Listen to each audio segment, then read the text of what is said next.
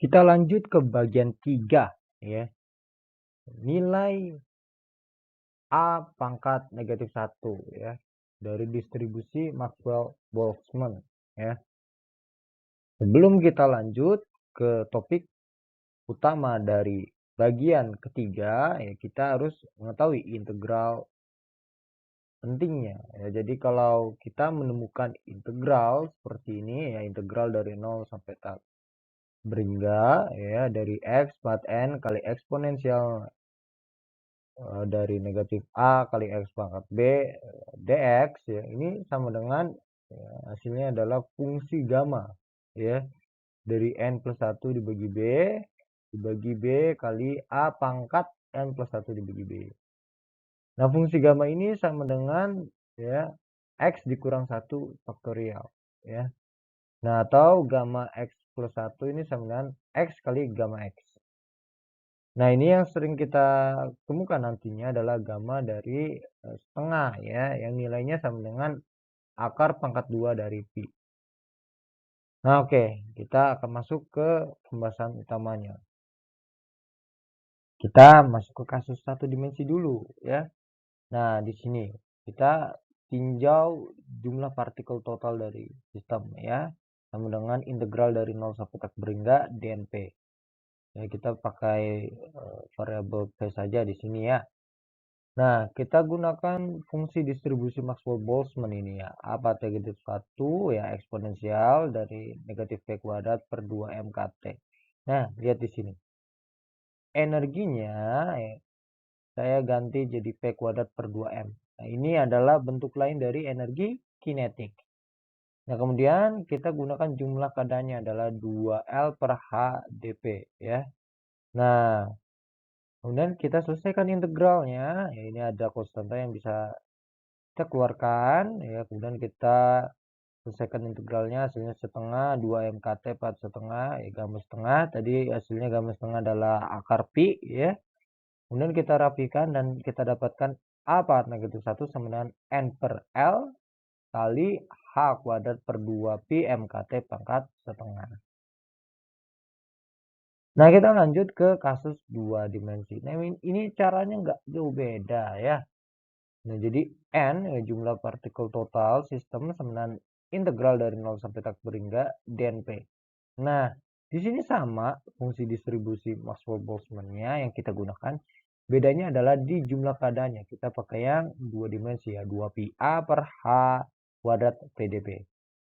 Nah, yang ini ya 2 pi A per H kuadrat konstan kita keluarkan. Nah, kemudian yang ini integral, ini P eksponensial negatif P kuadrat per 2 MKT dP, ini kita selesaikan ya. Hasilnya setengah 2 MKT 42 per 2, gamma 2 per 2. Ini gamma 2 per 2 berarti gamma 1 ya, hasilnya 1 ya. Nah, ini ada 2 coret ya. Kemudian kita rapikan, hasilnya adalah A pangkat negatif 1 sama dengan N per A ya, H pangkat 2 per 2 pi MKT. Nah, ini perhatikan ya, ada polanya ya. Kemudian kita masuk ke kasus 3 dimensi.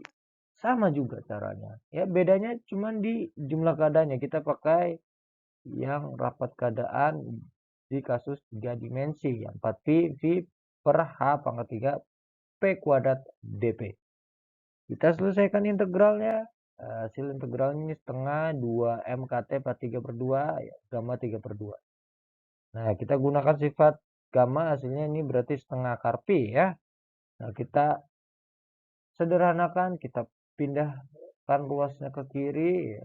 Kita dapatkan A pangkat negatif 1 sama dengan N per V kali H kuadrat per 2 pi MKT 43 per 2. Nah, ini lihat ya, bentuk H pangkat 2 per 2 pi MKT ini selalu keluar ya, selalu muncul ya. Kemudian N per V, sebelumnya N per A, sebelumnya lagi N per L. Nah, itu kan kita lihat. Nah, itu sebenarnya adalah definisi dari konsentrasi ya. Jadi N per L, N per A, N per V itu adalah konsentrasi ya.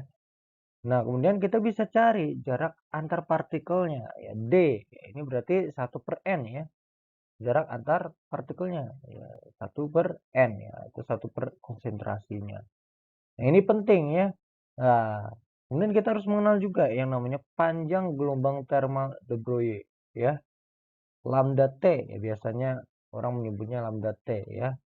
Nah, ini sama dengan H per akar pangkat 2 dari 2 PM KT. Nah, ini yang tadi sering muncul ya, sering muncul.